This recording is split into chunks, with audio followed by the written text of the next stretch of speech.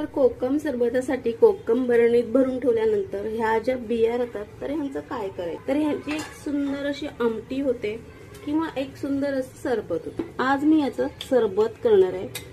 याचा प्रेस करून घ्यायचं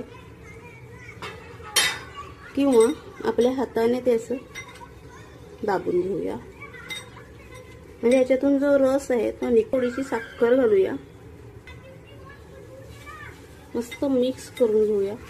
चवीपुरतं मीठ घालूया। मीठ घातल्यानंतर मिक्स करून हे 15 मिनिटं असंच ठेवूया। ऊन असेल तर उन्हात ठेवलं तरी सुद्धा चालेल। झाकण ठेवून 15 मिनिटं असंच ठेवायचं आहे। 15 ते 20 मिनिटं झालेली आहेत। झाकण काढून बघूया, तर तुम्ही बघू शकताय पाणी तयार झालेलं आहे, म्हणजे हा कोकमाच्या बियांचा रस निघालेला आहे। खूप छान। आता ह्यापासून आपण सरबत बनवूया। एका ग्लास मध्ये गार पाणी घेतलंय, तर त्या पाण्यामध्ये ह्याच्यातला जो रस आहे तो घालूया। तर आता हा चमचाभर रस त्यामध्ये घालूया। थंडगार पाण्यासाठी मडक्यातलं पाणी घेतलंयच, पण थोडंसं बर्फ। असं हे कोकमाच्या बियापासून निघलेल्या रसाचं सरबत खूप छान लागतं।